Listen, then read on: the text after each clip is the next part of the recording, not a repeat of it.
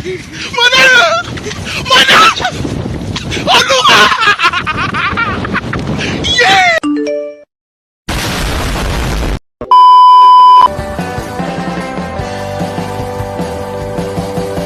Benar kata orang dahulu, kasih jangan keterlaluan. Saya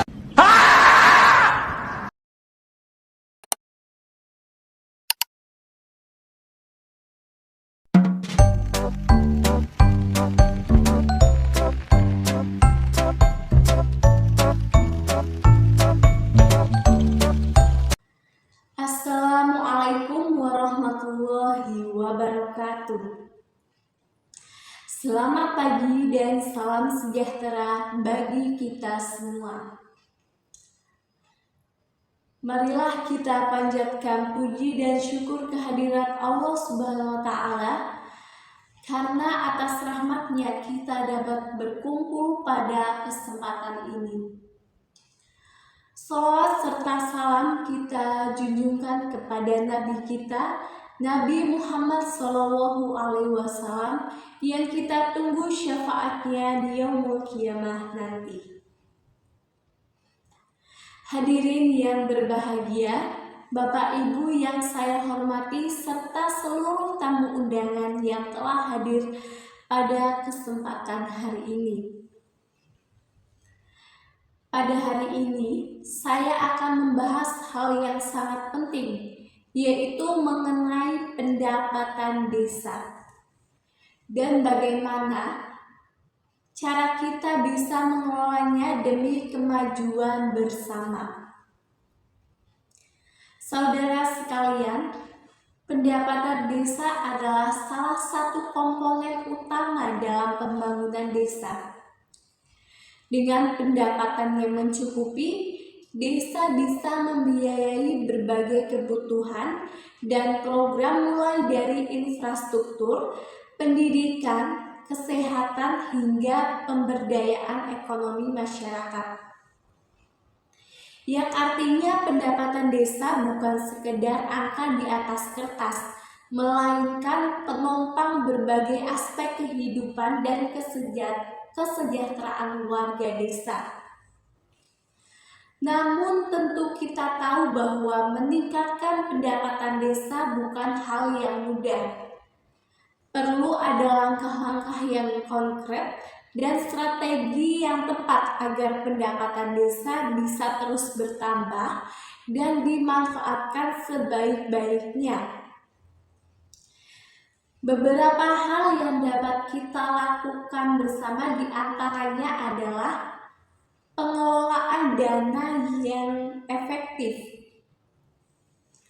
Dana desa yang kita terima dari pemerintah pusat dan daerah perlu dikelola secara transparan, akuntabel, dan sesuai kebutuhan masyarakat.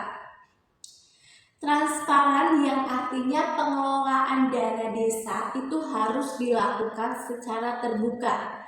Tidak ada yang ditutup-tutupi, sehingga masyarakat dapat mengetahui bagaimana dana desa tersebut digunakan. Dengan adanya transparansi itu menciptakan kepercayaan dan menghindari kecurigaan atau kesalahpahaman. Akuntabel, pengelolaan dana desa itu harus dipertanggungjawabkan. Setiap pengeluaran dan alokasi dana harus dicatat dengan rapi dan bisa diaudit. Akuntabilitas memastikan bahwa dana tidak disalahgunakan dan mendorong pemerintah desa bekerja dengan baik sesuai kebutuhan masyarakat. Penggunaan dana desa itu sebaiknya benar-benar sesuai dengan kebutuhan nyata di lapangan. Ini bisa berupa pembangunan infrastruktur, pengembangan ekonomi, atau peningkatan kesejahteraan. Dengan memenuhi kebutuhan prioritas, dampak pembangunan menjadi terasa oleh masyarakat. Penting bagi kita untuk memastikan bahwa setiap dana yang masuk itu benar-benar dialokasikan untuk pembangunan yang bermanfaat. Hal ini itu bisa berupa pembangunan jalan, irigasi, pendidikan, kesehatan, atau program-program lain yang meningkatkan kualitas hidup warga desa. Cara yang kedua bisa pengembangan badan usaha milik desa atau biasa disebut dengan BUMDes. BUMDes adalah salah satu cara kita untuk meningkatkan pendapatan desa secara mandiri yang bertujuan untuk menciptakan sumber pendapatan yang dikelola langsung oleh desa, sehingga kita tidak bergantung sepenuhnya pada bantuan pemerintah. Dengan adanya pendapatan dari BUMDes, desa dapat membiayai berbagai program dan kegiatan yang penting bagi warganya. Dengan adanya BUMDes ini, desa memiliki badan usaha yang menghasilkan pendapatan, mulai berbagai kegiatan ekonomi, seperti mengembangkan objek wisata lokal yang menarik, misalnya argowisata, wisata budaya, atau wisata alam. Selain itu, ada usaha pertanian dengan mengelola hasil pertanian atau menyediakan kebutuhan pertanian bagi petani lokal, seperti pupuk, bibit, dan alat pertanian.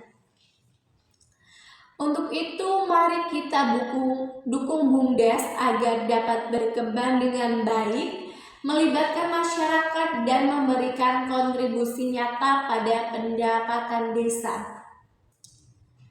Optimalisasi sumber daya alam dan potensi desa ini adalah cara yang ketiga. Setiap desa memiliki kekayaan atau sumber daya yang berbeda, baik dari segi alam, budaya, ataupun keterampilan masyarakat.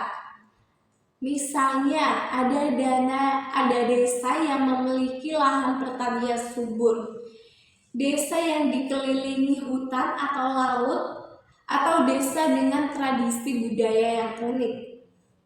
Oleh karena itu, setiap desa perlu menggali potensi khusus yang dimilikinya.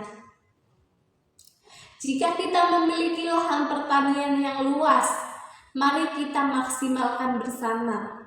Jika ada potensi wisata, kita kembangkan untuk menjadi wisata.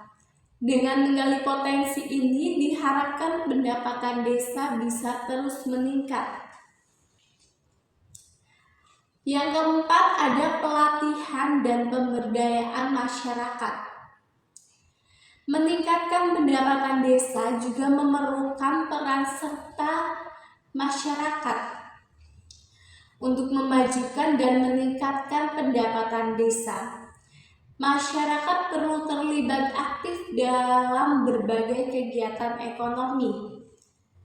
Keberhasilan pembangunan desa tidak hanya bergantung pada kebijakan atau program pemerintah desa, tetapi juga pada kontribusi dari warga.